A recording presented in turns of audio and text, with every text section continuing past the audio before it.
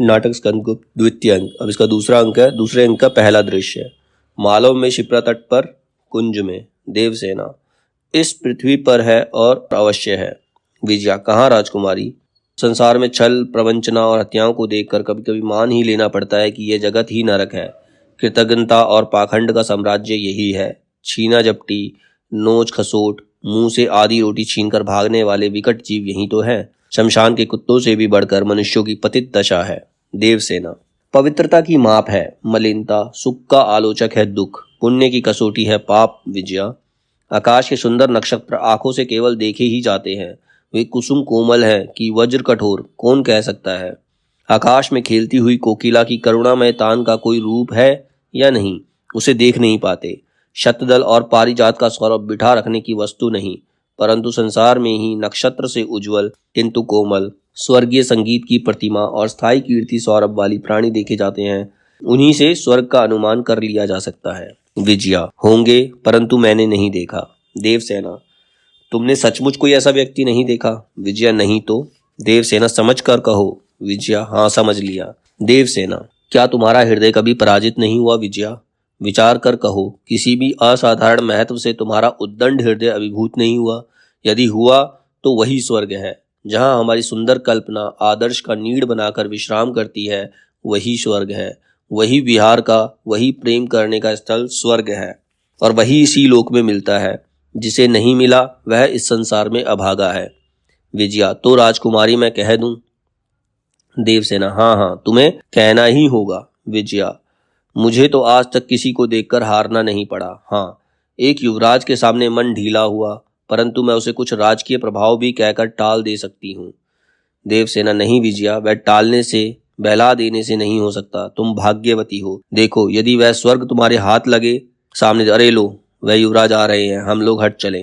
दोनों जाती है। स्कंदगुप्त का प्रवेश पीछे चक्रपालित। स्कंदगुप्त, विजय का क्षणिक उल्लास हृदय की भूख मिटा देगा? कभी नहीं। वीरों का भी क्या ही व्यवसाय है, क्या ही उन्मत्त भावना है। चक्रपालित, संसार में जो सबसे महान है वह क्या है? त्याग। त्याग का ही दूसरा नाम महत्व है।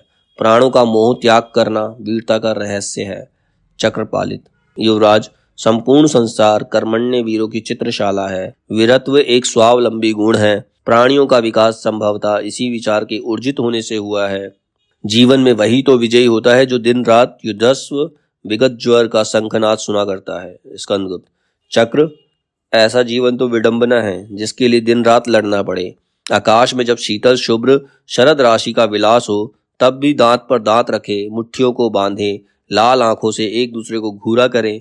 वसंत के मनोहर प्रभात में निभृत कांतारों में चुपचाप बहने वाली सरिताओं का स्रोत गर्म रक्त बहाकर लाल कर दिया जाए? नहीं नहीं चक्र, मेरी समझ में मानव जीवन का यह उद्देश्य नहीं है।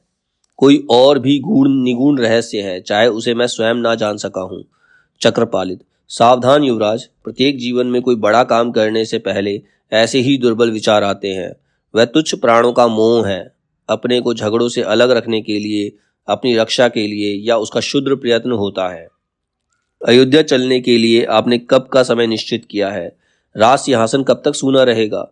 पुष्य मित्रों और शकों के युद्ध समाप्त हो चुके हैं। स्कंदगुप्त, तुम मुझे उत्तेजित कर रहे हो। चक्रपालित, हाँ युवराज, मुझे यह अधिकार है। स्कंदगुप्त, नहीं चक्र, अश्वमेध पराक्रम स्वर्गीय सम्राट कुमार गुप्त का आसन मेरे योग्य नहीं है। मैं झगड़ा करना नहीं चाहता, मुझे सिंहासन नहीं चाहिए। पुरगुप्त को रहने दो, मेरा अकेला जीवन है। मुझे। चक्रपालित, यह नहीं होगा। यदि राज शक्ति के केंद्र में ही अन्याय होगा, तब तो समग्र राष्ट्र अन्यायों का क्रीड़ा स्थल हो जाएगा। आपको सबके अधिकारों की रक्षा के लिए अपना अधिकार सुरक्षित करना ही पड़ेगा। चरका आना, कुछ संकेत देना और दोनों का प्रस्थान। देवसेना और विजया का प्रवेश। विजया, यह क्या राजकुमारी, युवराज तो उदासीन है। देवसेना, हाँ विजया, युवराज की मानसिक अवस्था कुछ बदली हुई है। विजया, दुर्बलता इन्हें राज्य से हटा रही है। देवसेना, कहीं तुम्हारा सोचा हुआ युवराज के महत्व का पर्दा तो नहीं हट रहा है? क्यों विजया, वैभव का वह तुम्हें खटकने तो नहीं लगा? विजया, राजकुमारी, तुम तो निर्दयी वांग बाणों का प्रयोग कर रही हो। देवसेना, नहीं विजया, बात ऐसी नहीं है। धनवानों के हाथ में माप ही एक है। वे विद्या, सौंदर्य, बल, पवित्रता और तो क्या, हृदय भी उसी से मापते हैं। वह माप है उनका ऐश्वर्य। विजया, परंतु राजकुमारी, इस उदार दृष्टि से तो चक्रपालित क्या पुरुष नहीं है? अवश्य है, वीर हृदय है, प्रशस्त वक्ष है, उदार मुखमंडल है। देवसेना और सबसे अच्छी एक बात है, तुम समझती हो कि वह महत्वाकांक्षी है, उसे तुम अपने वैभव से क्रय कर सकती हो। क्यों भाई, तुमको लेना है तुम स्वयं समझ लो, मेरी दलाली नहीं चलेगी। विजया, जाओ राजकुमारी। देवसेना, एक गाना सुनोगी? विजया, महारानी खोजती होंगी, अब चलना चाहिए। देवसेना, तब तुम अभी प्रेम करने का, मनुष्य फंसाने का ठीक सिद्धांत नहीं जानती हो। विजया, क्या?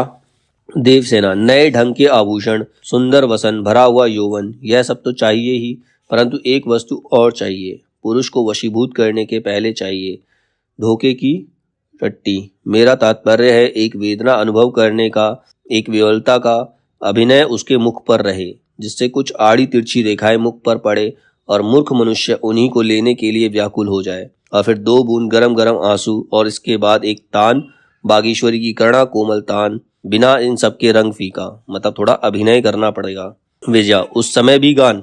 देवसेना, बिना गान के कोई कार्य नहीं, विश्व के प्रत्येक कंप में एक तान है। आहा, तुमने सुना नहीं? दुर्भाग्य तुम्हारा, सुनोगी। विजया, राजकुमारी, गाने का भी रोग होता है क्या? हाथ को ऊंचे नीचे हिलाना, मुंह बनाकर एक भाव प्रकट करना, फिर सिर को जोर से हिला देना, जैसे उस तान के शून्य में हिलोर उठ गई। देवसेना, विजया, प्रत्येक परमाणु के मिलने में एक सम है, प्रत्येक हरी हरी पत्ती के हिलने में एक लय है। मनुष्य अपना स्वर विकृत कर रखा है, इसी से तो उसका स्वर विश्व वीणा में शीघ्र नहीं मिलता। पांडित्य के मारे जब देखो, जहां देखो बेताल बेसुरा बोलेगा। पक्षियों को देखो, उनकी चह चह, कल कल, छल छल में भी, काकली में भी रागिनी है। विजया, राजकुमारी, क्या कह रही हो? देवसेना, तुमने एकांत टीले पर सबसे अलग शरद के सुंदर प्रभात में फूला हुआ, फूलों से लदा हुआ पारिजात वृक्ष देखा है? विजया, नहीं तो। देवसेना, उसका स्वर अन्य वृक्षों से नहीं मिलता, वह अकेले अपने सौरभ की तान से दक्षिण पवन में कंप उत्पन्न करता है, कलियों को चटकाकर, ताली बजाकर, झूम झूम कर नाचता है। अपना नृत्य, अपना संगीत वह स्वयं देखता है, सुनता है, उसके अंतर में जीवन शक्ति वीणा बजाती है और वह बड़े कोमल स्वर में गाता है। फिर वो गीत गाती है, वहीं बंधु वर्मा का प्रवेश होता है।